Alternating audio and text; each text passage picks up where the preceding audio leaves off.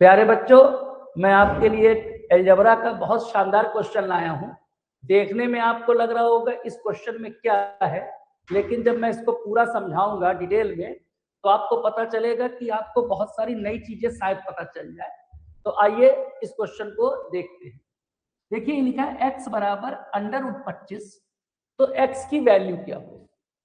ठीक है, तो ज्यादातर बच्चे क्या करते हैं, वो कहते हैं इसका मान ±5 होगा। मैंने कहा x बराबर √25, तो x का मान बताइए। तो ज्यादातर बच्चे कहते हैं x का मान होगा ±5, जो कि एक गलत आंसर है। क्यों गलत है, मैं आपको पहले तो ये बता दूं कि ये एक घाती समीकरण, एक घाती समीकरण मतलब रैखिक समीकरण, या इसको आप इंग्लिश में कहिए लीनियर इक्वेशन है। ये एक घाती समीकरण या लीनियर इक्वेशन है। ठीक है, इसको रैखिक समीकरण भी कहते हैं। तो x का सिर्फ एक मान आएगा। रैखिक समीकरण को सॉल्व करने पर x के दो मान नहीं आ सकते। जब मैं किसी क्वाड्रेटिक इक्वेशन को सॉल्व करूंगा तो वहां x के दो मान आएंगे। तो आप नोट करिए कि ये एक घाती समीकरण है, तो इसको हल करने पर x का सिर्फ एक मान आएगा। मेरी बात को बहुत ध्यान से सुनिएगा। तो जब मैं इसको सॉल्व करूंगा तो √25 का वर्गमूल सिर्फ 5 होता है, इसके अंदर से माइनस नहीं आता है।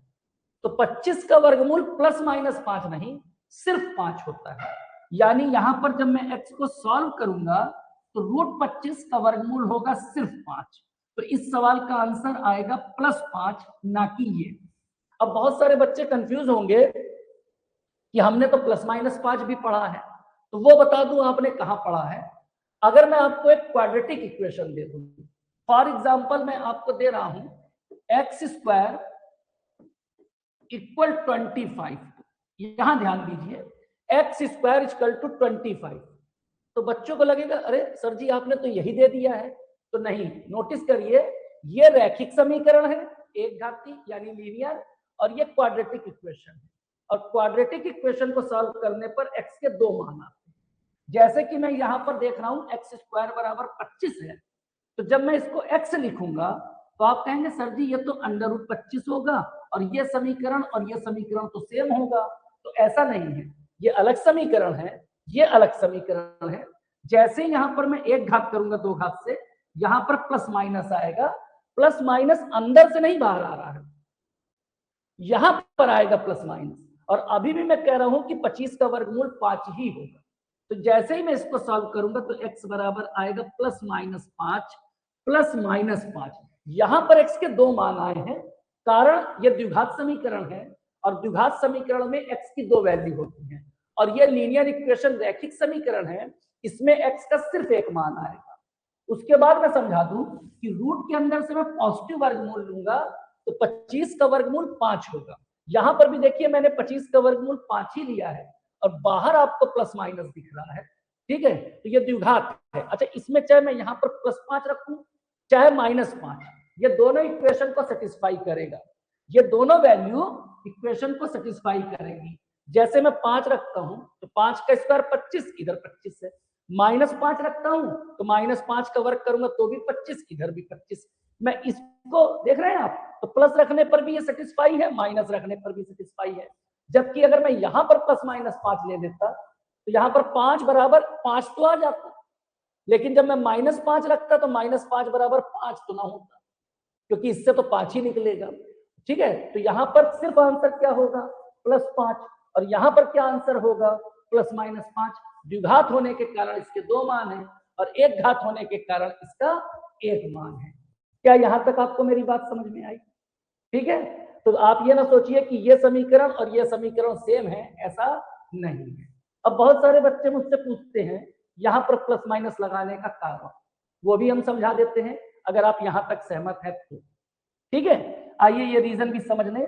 ये अलजेब्रा की एक ऐसी समस्या है जिसमें बहुत सारे बच्चे कंफ्यूज रहते हैं, तो ध्यान से वीडियो देख लें तो अगली बार ये कंफ्यूजन ना हो।